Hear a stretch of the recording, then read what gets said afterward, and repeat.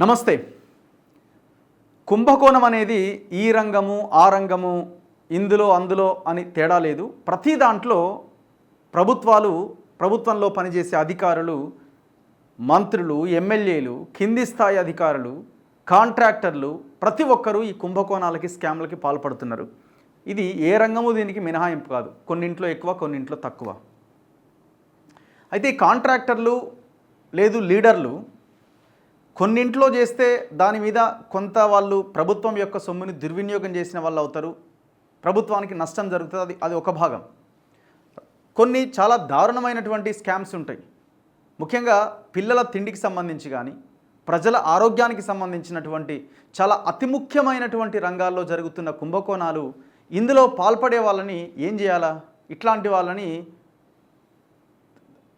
Arrest చేయడం కాదు, వాళ్ళని థర్డ్ డిగ్రీ ప్రయోగించిన వాళ్ళ మీద తప్పు లేదని అనిపిస్తుంది. అట్లాంటిదే ఒక కుంభకోణం ఇది. ఈ కుంభకోణం ఏంటంటే పసిపిల్లల, స్కూలు పిల్లల తిండికి సంబంధించిన స్కామ్ ఇది. పిల్లలకి గుడ్లు కానీ, పప్పు కానీ, బియ్యం కానీ ఇట్లాంటివి సప్లై చేస్తూ ఉంటారు. అవి ఎట్లా అసలు ఇప్పటికే ప్రభుత్వం చెల్లించే బిల్లులు సరైన టైంకి రావు. ఒకటి, వచ్చిన బిల్లులు కూడా అంతంత మాత్రమే. మళ్ళీ అందులో కూడా కుంభకోణాలకి, స్కామ్లకి పాల్పడితే ఆ 3 ముద్దలు తినాల్సిన ఆ పిల్లలు పౌష్టికాహార లోపంతో ఎంత దారుణమైన సిచ్యువేషన్స్ ఎదుర్కొంటున్నారు. ఇప్పుడు తాజాగా ఇవాళ పేపర్లో ఒక వార్త వచ్చింది, నిన్న ఒక వార్త వచ్చింది. నిన్నటిదేమో గుడ్లకు సంబంధించింది, ఇవాళటిదేమో కందిపప్పుకు సంబంధించింది. ఎంత ఘోరం చూడండి. టెండర్ పెడితే 118 రూపాయలు, లేకపోతే 164 రూపాయలు. అంగన్వాడీ కేంద్రాల్లో కందిపప్పు కాంట్రాక్టర్ల పేరిట లీలలు. 15 జిల్లాల్లో తుంగలో తొక్కుతున్న నిబంధనలు. ఒకే కాంట్రాక్టర్కు 11 జిల్లాలు అప్పచెప్పిరట. ఒక జిల్లాలో టెండర్, మిగతా చోట్ల ఇష్టారాజ్యం. ఎవడీడు? గవర్నమెంట్ ఏం చేస్తున్నది?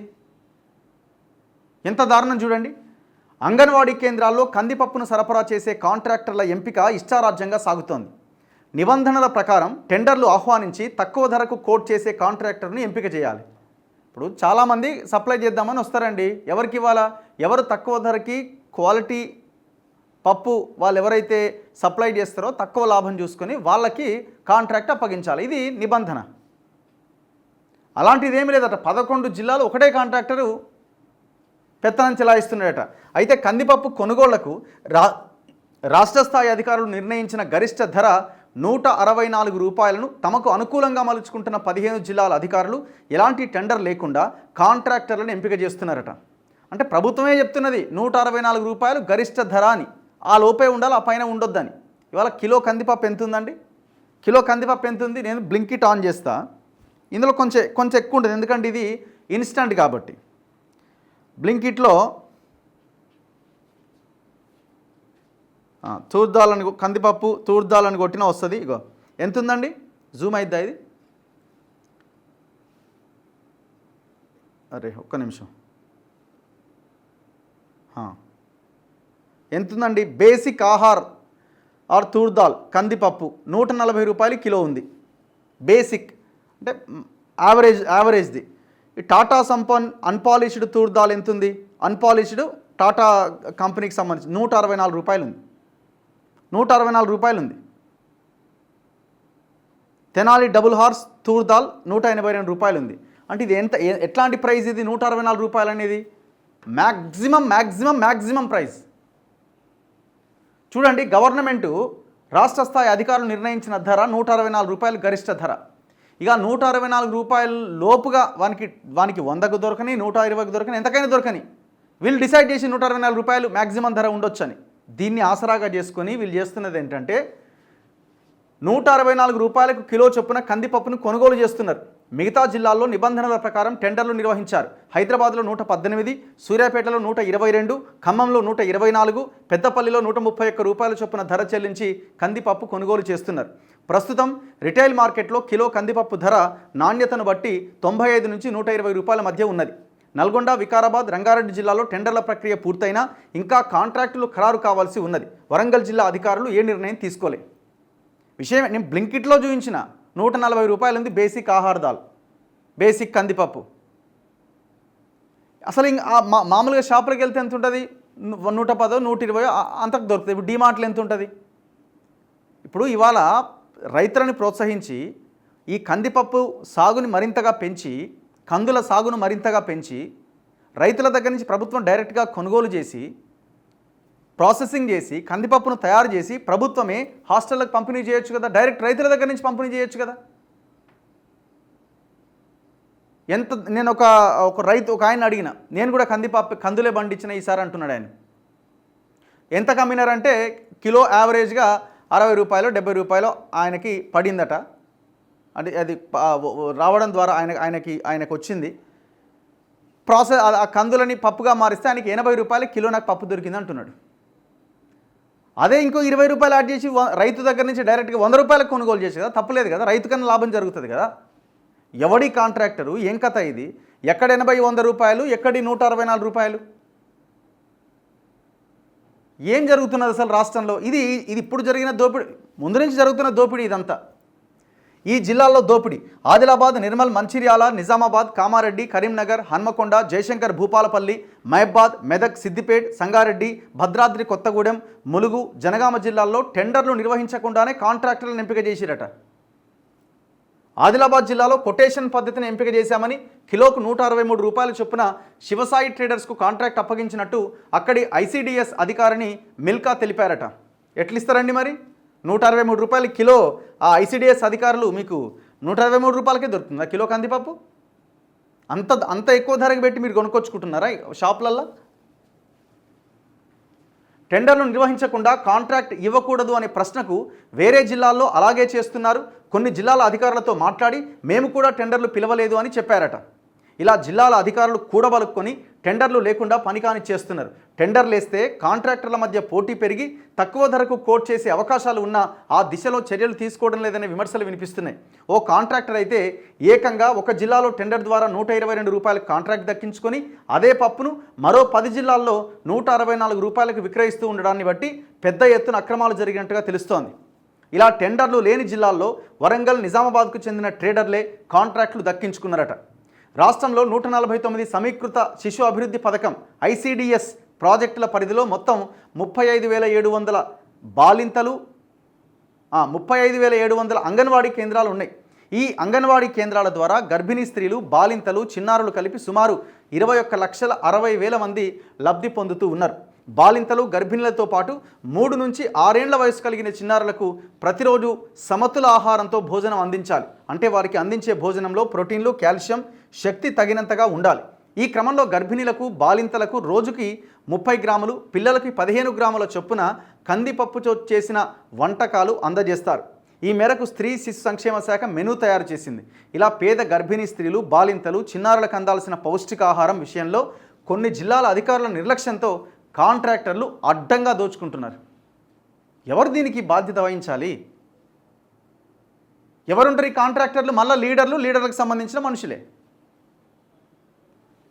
ఇది ఒకట. ఇది కందిపప్పుది. నిన్న ఏదో పేపర్లో సాక్షిలో వచ్చింది ఒక వార్త. ఇగో ఇది ఆదిలాబాద్లో అయితే ఏండ్ల నుంచి ఒకటే కాంట్రాక్టర్ అట. ఆయన కూడా మార్వాడి అయినట్టు ఎవరో ఆయన మరి. ఇగో చూడండి, ఇగో వీళ్ళు కోడిగుడ్ల మీద రాశారు. నిబంధనలకే టెండర్. అంగన్వాడీలో కోడిగుడ్ల సరఫరా టెండర్లలో కొత్త నిబంధనలు. అగ్మార్క్ సర్టిఫికెట్కు 2 ఏళ్ల సీనియారిటీ, రిప్లికా నెంబర్ తప్పనిసరి. ప్రస్తుతం 7 జోన్లకు గుడ్లు సరఫరా చేస్తున్న కాంట్రాక్టర్లు 2 ఏళ్ల సీనియారిటీ, రిప్లికా నెంబర్లు ఉన్నది ఈ 7గురికే.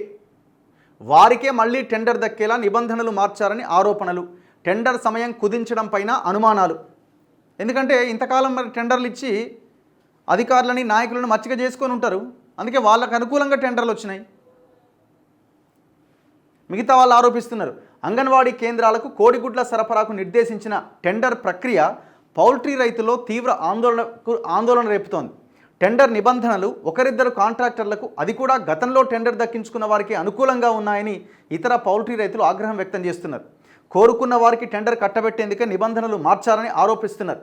మరోవైపు టెండర్ ప్రక్రియకు తక్కువ గడువు ఇవ్వడం పైన కూడా అనుమానం వ్యక్తం చేస్తున్నారు. తూతూ మంత్రం కథం మమ అనిపించేసిరనమాట. ఏటా 36 కోట్ల గుడ్లు సరఫరా చేయాలంట ఎవ్రీ ఇయర్. ఇది ఎవరికి లాభం జరగాల? చిన్న చిన్న వాళ్ళకి, చిన్నగా ఇప్పుడిప్పుడు ఎదుగుతున్న వాళ్ళకి ప్రభుత్వం ఏమైనా నిరుద్యోగులకు అవకాశం కల్పించాలి. పౌల్ట్రీ రంగంలో కూడా సామాన్యులు ఉంటారు కదా. అంగన్వాడీ కేంద్రాలకు వచ్చే చిన్నారులు, గర్భిణీ స్త్రీలు, బాలింతలకు పౌష్టికాహారం కింద ప్రతిరోజు 1 చొప్పున కోడిగుడ్డు అందిస్తారు. వీటిని ఏడాది పాటు సరఫరా చేసేందుకు రాష్ట్ర మహిళా శిశు సంక్షేమ శాఖ కాంట్రాక్టర్లను ఎంపిక చేసేందుకు గత నెలలో టెండర్లు పిలిచింది. మార్చి 30వ తేదీన టెండర్ ఫారాల డౌన్లోడ్ ప్రక్రియ ప్రారంభం కాగా ఈ నెల 10వ తేదీతో టెండర్ దాఖలు గడువు ముగియనుంది. ఇప్పుడు దీని గురించి అడిగితే ఎవరంటారు, ఒక మంత్రికి సంబంధించిన ఆమె ఆ నమ్మిన బంటున్నాడు, ఆయన మొత్తం వ్యవహారం నడిపిస్తుండని చెప్తున్నారు. ఏం దందా ఇది? కోడిగుడ్ల మీద ఏంది ఇది? ఈ నెల 10వ తేదీతో టెండర్ దాఖలు గడువు ముగుస్తుంది. ఈ క్రమంలో టెండర్ డాక్యుమెంట్ డౌన్లోడ్ చేసుకున్న పౌల్ట్రీ రైతులు నిబంధనలు చూసి షాక్ అయ్యారట. టెండర్ నిబంధనలన్నీ కొందరు కాంట్రాక్టర్లకు మాత్రమే అనుకూలంగా ఉన్నాయట. చిన్న సన్నకారు పౌల్ట్రీ రైతులకు సరిపోలే పరిస్థితి లేకపోవడంతో అధికారుల తీరుపైన మండిపడుతున్నారు.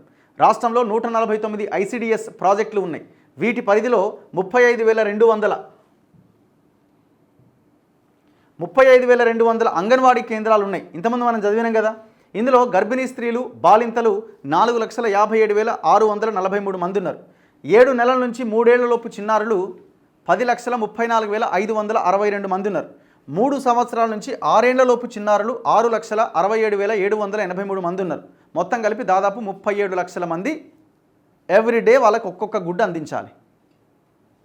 36 లక్షల మందికి ప్రతి సంవత్సరం 36 ఇంతకుముందు చూసినాం కదా, అన్ని గుడ్డు కావాలి.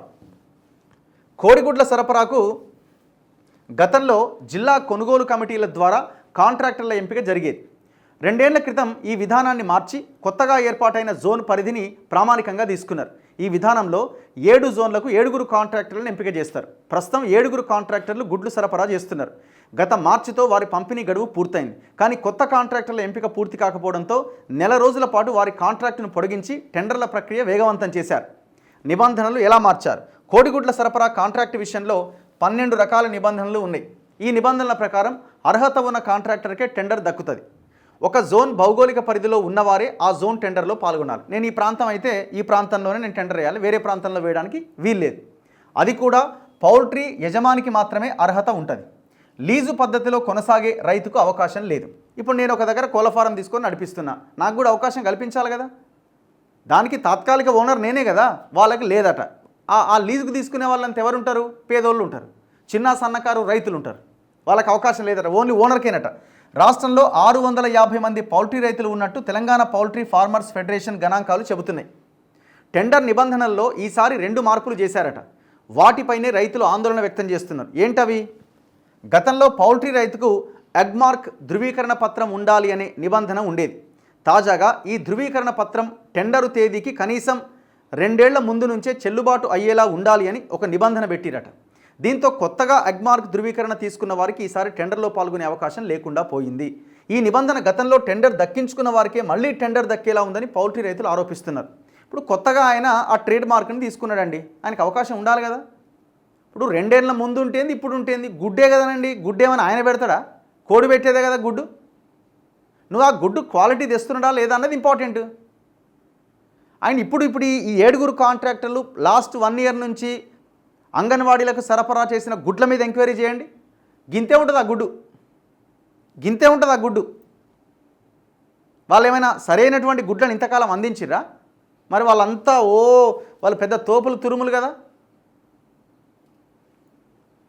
ఇది ఏంటంటే ఎవరో దీని వెనకాల బడా నాయకులు ఉన్నారు. వాళ్ళ నుంచి వీళ్ళకి పైసలు అందుతున్నాయి ఎవ్రీ మంతో ఎవ్రీ ఇయర్ ఏదో రకంగా. లేదు, వాళ్ళకి సంబంధించిన దగ్గరి మనుషులే ఉన్నారు అందులో. కాబట్టి టెండర్ వాళ్ళకి కట్టబెట్టేలాగా నిబంధనలు మార్చిపడేశారు. అగ్మార్క్ ధృవీకరణతో పాటుగా అగ్మార్క్ రిప్లికా సీరియల్ నెంబర్ కూడా కలిగి ఉండాలని తాజా టెండర్లో కొత్త నిబంధన పెట్టిరట. ఇది కూడా గత టెండర్లో ఎంపికైన కాంట్రాక్టర్లకి అనుకూలంగా ఉందట. మరోవైపు అగ్మార్క్ రిప్లికా నెంబర్ టెండర్ ప్రారంభమైన తేదీ కంటే ముందే ఉండాలని నిబంధన పెట్టిరట.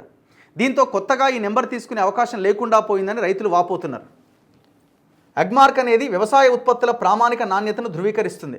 అగ్మార్క్ రిప్లికా వ్యవసాయ ఉత్పత్తుల ప్రామాణికతతో పాటు ఆ ఉత్పత్తి గ్రేడ్ ప్రమాణాలు కూడా నిర్ధారిస్తుందట. ఇట్లా తయారైనాక ఏముంటుందండి? ఇగో గడువు పైన కూడా గందరగోళం అట. టెండర్ ప్రక్రియ గడువు పైన కూడా అభ్యంతరాలు వ్యక్తమవుతున్నాయి. ఈ ప్రక్రియ మార్చి 30వ తేదీన ప్రారంభమై ఏప్రిల్ 10వ తేదీన ముగుస్తుంది. అయితే మార్చి 30, 31, ఏప్రిల్ 1, ఏప్రిల్ 5, ఏప్రిల్ 6వ తేదీలు ప్రభుత్వ సెలవు దినాలు. టెండర్ గడువు మొత్తం 12 రోజులైతే ఇందులో ఏకంగా 5 రోజులు సెలవులే, ఇక మిగిలింది 7 రోజులే. గతంలో 17 రోజుల పాటు సమయం ఇచ్చారు, ఈసారి 12 రోజులకు కుదించారు. వ్యూహాత్మకంగానే ఈ తేదీలు ఖరారు చేశారని మండిపడుతున్నారు రైతులు. ఈ టెండర్ విషయంలో భారీ మొత్తంలో నగదు చేతులు మారిందనే విమర్శలు తలెత్తుతున్నాయి. తక్షణమే ఈ టెండర్లు రద్దు చేయండి. ఎవరైతే రైతులు ఉన్నారో, ఎవరైతే చిన్న సన్నకారు రైతులు ఉన్నారో ఆ రైతులకు న్యాయం జరిగేలాగా చూడండి. మీరు ఏదో యువ వికాసం ఆ వికాసం అంటున్నారు కదా, ఇందులో కూడా చిన్న చిన్న కోళ్ళ ఫారాలు పెట్టుకొని బతుకుతున్న బడుగు జీవులు ఎంతోమంది ఉన్నారు. ఆడ కందిపప్పు కుంభకోణం, ఈడ గుడ్ల కుంభకోణం. ఇక మనకు ప్రతి దాంట్లో కుంభకోణమేనా? ప్రతి దాంట్లో పిక్కది నుండే ఏం జరుగుతున్నది? తక్షణం ఇది కనుక మీరు రాబోయే రోజుల్లో చేయకపోతే ఆ మంత్రి ఎవరు, ఆ వెనకాల ఉన్న కథ ఏంది, వ్యవహారం ఏంది అన్నీ బయటికి రాబోతున్నాయి. చూస్తూనే ఉండండి మన తొలి వెలుగు.